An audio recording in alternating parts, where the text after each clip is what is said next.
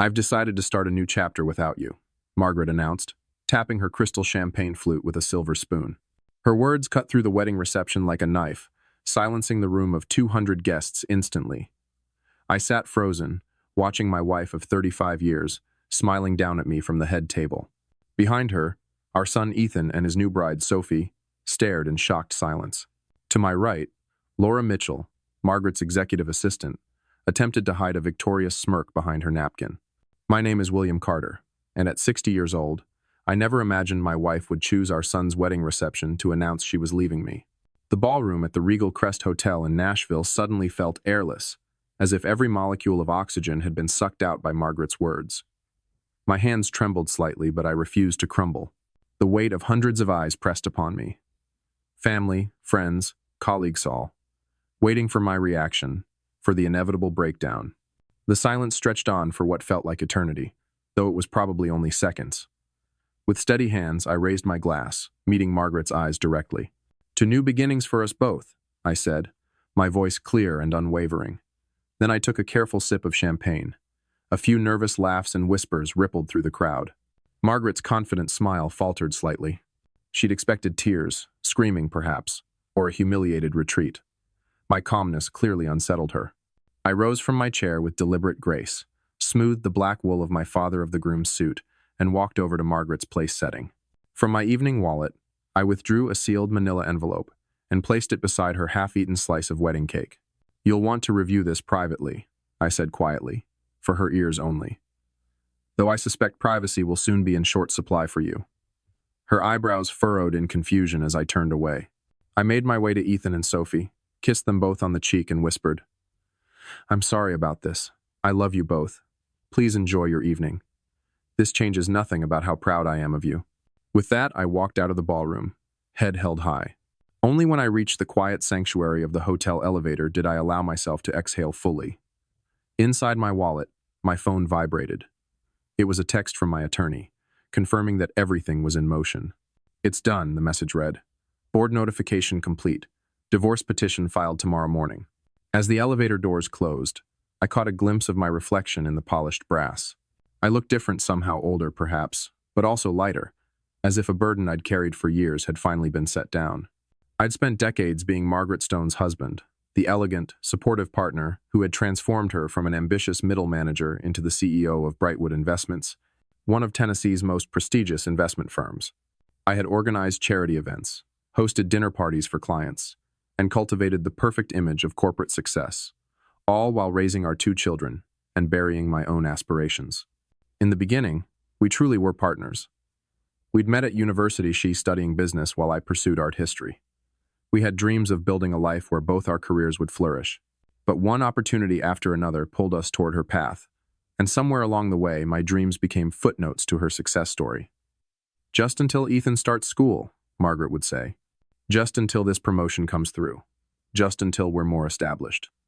The temporary sacrifices became permanent, and I found myself transformed into the perfect corporate husband role I played, with such conviction that I sometimes forgot it wasn't what I'd chosen. 6 months ago, I had gone to Margaret's office to surprise her with lunch on her birthday. Her secretary looked flustered when I arrived. "She's in a meeting," she stammered. "Very important. Can't be disturbed." I should have recognized the signs, the late nights, the weekend, emergency meetings, the sudden business trips to Bermuda and Lake Tahoe. But I trusted her, or perhaps I'd just grown comfortable with our arrangement. The truth found me anyway, in the form of a misplaced credit card statement showing duplicate hotel charges and jewelry purchases that had never made their way to my fingers or ears. Rather than confronting her immediately, I began paying attention. I noticed how Margaret's eyes lingered on Laura during company parties, how they arrived separately but within minutes of each other to morning meetings, how her hand would brush against hers when they thought no one was looking. When I suggested therapy, Margaret dismissed the idea. "We're fine, William," she said. "We're just in different phases of life. You're overthinking things." 2 weeks before Ethan's wedding, I found email sexplicit messages between Margaret and Laura discussing their future together after she'd finally broken free from her marriage. They had planned a life together, and according to their timeline, she would tell me after Ethan's wedding. Apparently, Margaret had decided to expedite things. What Margaret didn't know was that I discovered far more than just their affair. Working with my brother, James, a forensic accountant, I had uncovered years of financial impropriety. Company funds diverted to personal expenses, hidden accounts, fabricated business trips that were actually romantic getaways with Laura, all meticulously documented in the envelope I'd left for her. She did what? My daughter Amelia's voice cracked over the phone. It was just past midnight, and I was in the hotel suite I'd booked separate from Margaret's a decision that now seemed prescient rather than just practical for wedding preparations. Announced she was leaving me during the toast, I said. My voice sounded strange to my own ears, oddly calm, almost clinical. Dad, I'm coming over right now. Are you okay? Are you alone? The panic in her voice made me realize how I must sound. I'm fine, sweetheart. Really. Please, don't leave David and the babies. I'm not alone. Charles is here with me. I glanced gratefully at my oldest friend, who sat beside me on the sofa, pouring another glass of wine. Charles had followed me out of the reception, suspecting something was wrong when I'd left. Did you know about Mom and her? Amelia asked hesitantly.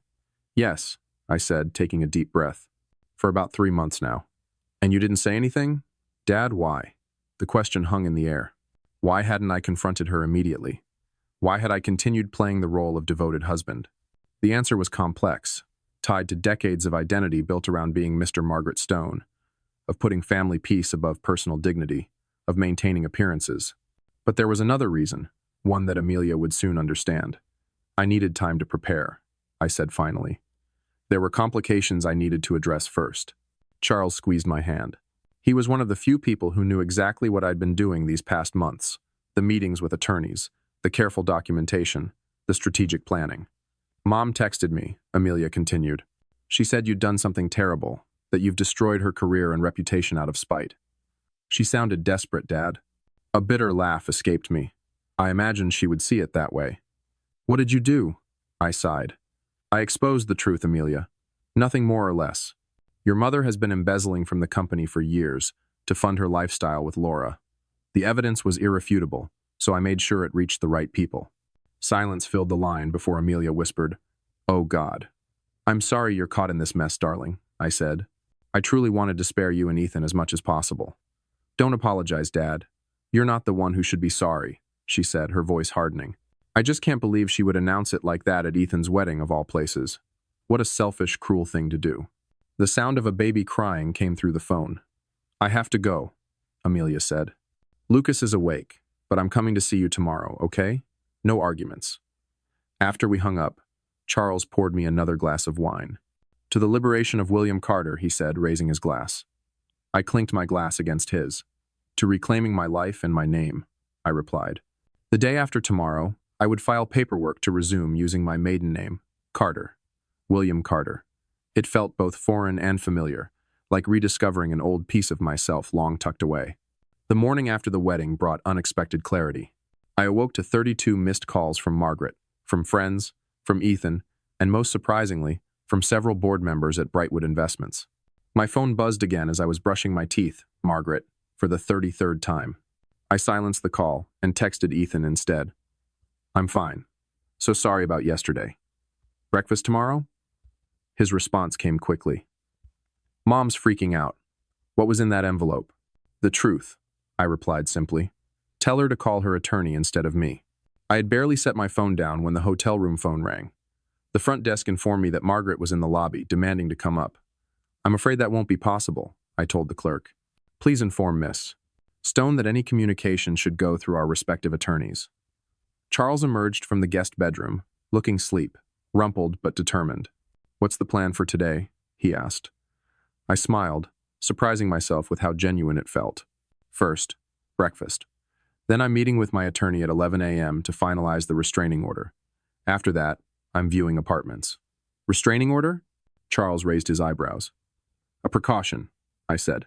Margaret has a temper, especially when cornered. I didn't elaborate on the times I'd hidden bruises under long sleeves after particularly heated arguments, another secret I'd kept to maintain our perfect facade. We were halfway through breakfast when my phone rang again.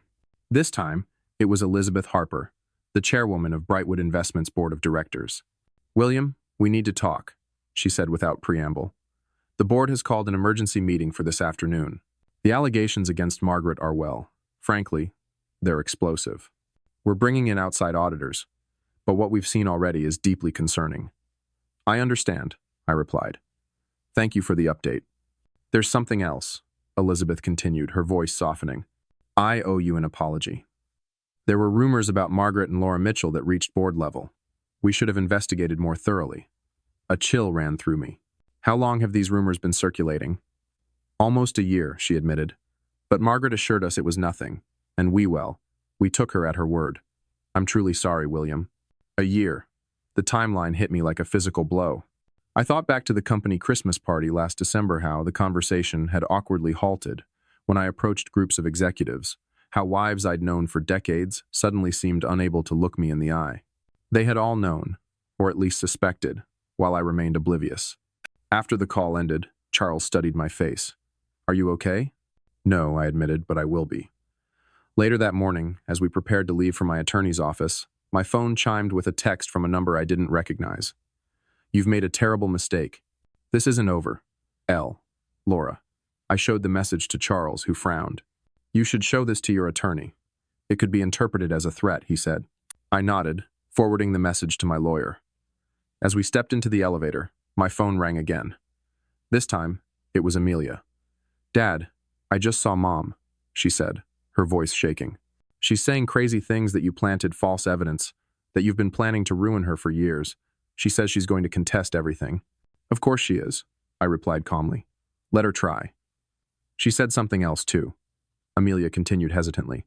About someone named Isabel Navarro? She claims you've been working with her to set Mom up. Who is that, Dad? The name landed like a thunderbolt. Isabel Navarro had been Margaret's business partner years ago, before Margaret orchestrated her ouster from the company. Isabel had lost everything, her reputation, her home, nearly her family. She'd been trying to expose Margaret's fraudulent practices for years, but without proof, her accusations seemed like the bitter ramblings of a disgruntled ex-partner. An old friend, I said carefully, and perhaps the only person who knew Margaret better than I did. Isabel Navarro sat across from me at a quiet cafe in East Nashville, far from the corporate high-rises and country clubs where Margaret might have connections. At 65, Isabel looked older than her years, her once dark hair now completely silver, deep lines etched around her eyes. But those eyes still held the sharp intelligence I remembered from dinner parties 20 years ago. I never thought you'd actually do it, she said, sliding a flash drive across the table. I've been adding to this for 15 years, every suspicious transaction, every shell company, every falsified expense report. When your brother contacted me, I almost didn't believe it. 3 months ago, when I'd first discovered Margaret's affair, my brother James had suggested contacting Isabel. If anyone knows where the financial bodies are buried at Brightwood Investments, he'd said. The meeting had been arranged with extreme caution, through encrypted emails and burner phones precautions that had seemed excessive until I understood the full extent of Margaret's activities. The board called an emergency meeting today, I told Isabel. Elizabeth Harper said they're bringing in outside auditors. A grim smile crossed Isabel's face. Harper is thorough. They'll find everything: the diverted client funds, the phantom consulting fees, the offshore accounts. Margaret's been sloppy these past few years, especially with Laura. She thought she was untouchable. And the evidence I submitted, is it enough? I asked. Isabel nodded. More than enough for civil charges. Criminal prosecution depends on how the board wants to handle it. Some companies prefer to handle these matters quietly to avoid shareholder panic. I took a sip of my coffee, considering this. What about you, Isabel? After all this time, will you get any vindication? Watching Margaret fall is vindication enough, she said, leaning forward. But you should know Margaret's already trying to discredit you. She's telling people you fabricated evidence, that you and I conspired against her out of revenge. Let her try, I said, with more confidence than I felt. The numbers don't lie. As if summoned by our conversation, my phone lit up with a text from my attorney. Margaret's lawyer requesting emergency meeting claims evidence was obtained illegally. Wants to negotiate before board concludes investigation. I showed Isabel the message. She shook her head. Classic Margaret, trying to cut a deal before the full extent of her actions comes to light. Should I meet with them? I asked. Absolutely not, Isabel said. Let the investigation run its course. She hesitated, then added, There's something else you should know. The photos in that envelope of Margaret and Laura at the beach house in Hilton Head, I wasn't the one who took them. I frowned. What do you mean? My brother said you'd arranged for a private investigator. I did, Isabel confirmed. But by the time my guy arrived, someone else was already photographing them. Whoever it was, they were very professional, very discreet. I assumed your brother had hired another investigator as backup. A chill ran down my spine. If James hadn't hired another investigator, and Isabel hadn't, who had taken those photographs?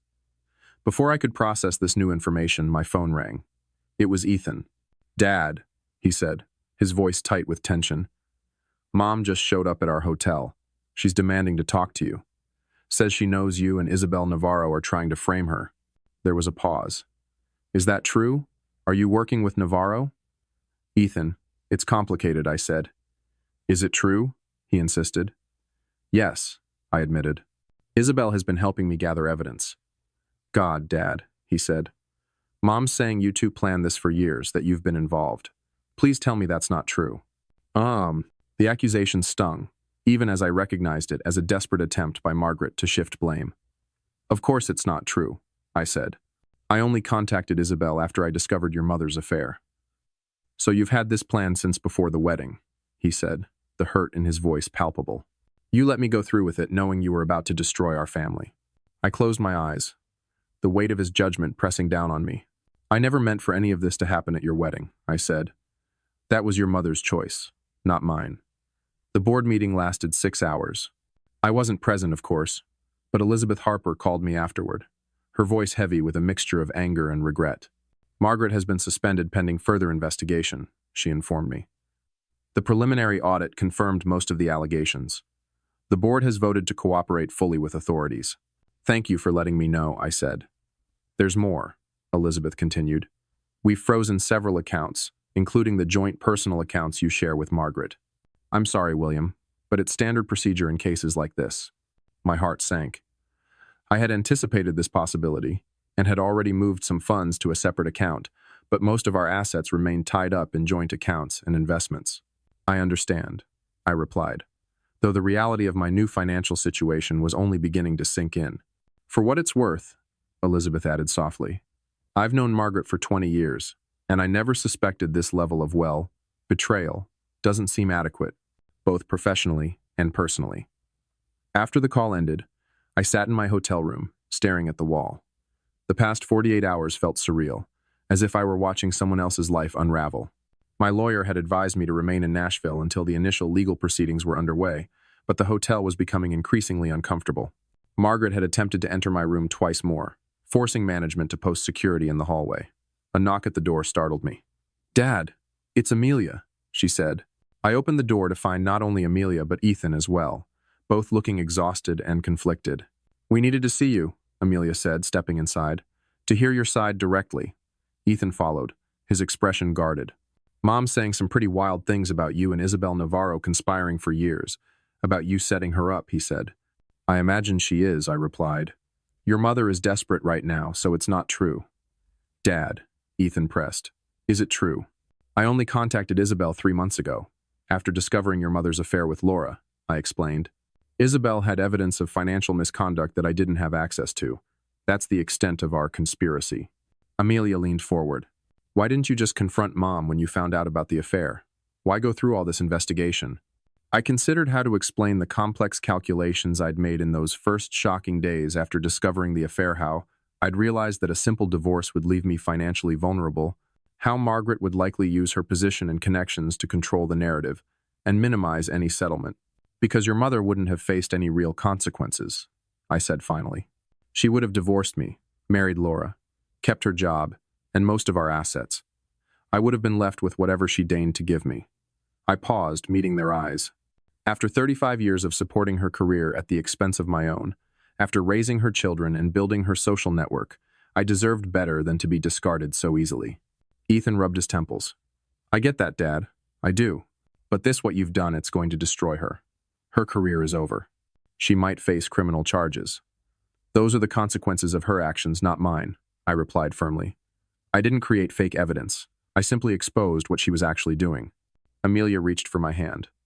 "The timing, though, during our wedding toast. That was cruel, Dad," she said. "That was your mother's decision, not mine," I reminded them. "My plan was to file for divorce quietly, after you returned from your honeymoon. Margaret chose that moment to humiliate me publicly. I simply had my response ready." Ethan sighed heavily. "This is such a mess. Sophie and I haven't even opened our wedding gifts yet, and our parents are at war. I'm truly sorry about that, I said, and meant it. None of this is what I wanted for your wedding day. Mom wants to meet with you, Amelia said suddenly, to try and work things out privately before it goes any further. I shook my head. There's nothing to work out. Everything is already in motion. Please, Dad, Ethan pleaded. Just one meeting for us. I looked at my children's troubled faces and felt my resolve weaken slightly. One meeting, I conceded, but only with lawyers present. The conference room at my attorney's office felt sterile and tense. Margaret sat across the table, looking haggard, her usually impeccable appearance now rumpled, dark circles under her eyes. Beside her sat her lawyer, a sharp-featured woman named Rebecca Langley, known for representing Nashville's elite in their most unsavory moments. Thank you for agreeing to meet, William, Margaret began, her voice lacking its usual confidence. I think we can resolve this situation without further damage to our family. I'm listening, I replied coolly. Langley cleared her throat. My client is prepared to offer a generous settlement, the house in Nashville, half of all legitimate assets, and spousal support. In exchange, Mr. Carter would agree to withdraw the evidence he submitted to Brightwood Investments Board and sign an NDA regarding both the alleged financial improprieties and the personal indiscretions. My attorney, Thomas Bennett, scoffed audibly. My client doesn't control the board's investigation, which is already well underway. The evidence has been submitted and verified by independent auditors. You can't put that genie back in the bottle. Margaret leaned forward, desperation evident in her voice. William, please. 35 years of marriagetto, doesn't that count for something? This vendetta with Isabel Navarro has gone too far. This isn't about Isabel, I said quietly. This is about you stealing from your company to finance your affair, Margaret. About you lying to me for years. About you choosing to humiliate me at our son's wedding. I made a mistake with the timing, she admitted, not meeting my eyes. I was wrong to do it that way. A mistake? I repeated incredulously. You brought your mistress to our son's wedding, seated her at the family table, and publicly announced you were leaving me. That wasn't a mistake, Margaret. That was cruelty. Margaret's face hardened. And what you've done isn't cruel. You've destroyed my career, my reputation. No, I interrupted firmly. You destroyed those things yourself. I simply exposed the truth. Langley intervened. Perhaps we should focus on the settlement terms. There will be no settlement, Bennett interjected. My client will accept nothing less than what he's legally entitled to half of all marital assets, including those hidden in offshore accounts, and full financial disclosure going back 10 years. Margaret's face flushed with anger. This is about revenge, plain and simple. You couldn't stand that I found happiness with someone else, so you colluded with my enemy to ruin me. I stood up, suddenly weary of the conversation. We're done here. The fallout happened faster than I expected. 3 days after our meeting, Margaret was formally terminated from Brightwood Investments. The press release cited financial irregularities and breach of fiduciary duty, corporate speak, that barely hinted at the extent of her misconduct. By the end of the week, the FBI had opened an investigation into possible wire fraud and tax evasion. Our joint accounts remained frozen, and Margaret had been forced to move out of our Nashville home after the court granted my petition for exclusive use. I had rented a small apartment in downtown Nashville in nothing fancy, but it was mine alone, the first space I'd chosen entirely for myself in decades. Amelia helped me move in, bringing essentials from the house and adding small touches to make it feel like home. Have you heard from Mom? She asked as we unpacked kitchen items. Not directly, I replied. Her lawyer called to say she's staying with friends, since the court ordered her to vacate the house. Amelia nodded, arranging mugs on a shelf. She called me again yesterday, still claiming you and Isabel set her up, she said, hesitating. I told her I didn't want to hear it anymore, that she needs to take responsibility for her own actions. I squeezed her hand gratefully. Thank you. Ethan's still struggling, she admitted. He and Mom were always close. This has hit him hard.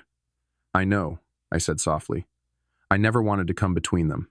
That evening, as Amelia left, I found myself alone in my new space, surrounded by boxes half unpacked. My phone pinged with a text from Charles. Dinner tomorrow? We should celebrate your new beginning. I smiled, typing back my acceptance. Then, almost on impulse, I opened my laptop and navigated to a travel website. After browsing for a few minutes, I made a decision and booked a ticket to Florence, Italy, departing in 3 weeks. I had always wanted to see the art I'd studied in my university days, before life took me in a different direction. On the kitchen counter lay the paperwork for legally reclaiming my maiden name. Tomorrow, I would file it. William Carter would be reborn not as Margaret Stone's husband, but as himself. The headlines in the Nashville business press were restrained, but damning. Brightwood Investments CEO ousted amid financial scandal. Federal investigation launched into investment firm irregularities. Margaret's fall from grace was complete, her carefully crafted image of success and integrity shattered beyond repair. As I navigated life after Margaret, I found myself rediscovering passions long set aside. I enrolled in an art history course at the local university, joined a book club, and began volunteering at the City Art Museum. Each step felt both terrifying and exhilarating, a reclamation of the self I'd nearly forgotten. Looking back, I realized that the envelope I placed beside Margaret's plate at Ethan's wedding had contained more than just evidence of her misdeeds. It held my declaration of independence, my refusal to remain a silent partner in my own diminishment. The path forward wouldn't be easy, but for the first time in decades, it was truly mine to choose.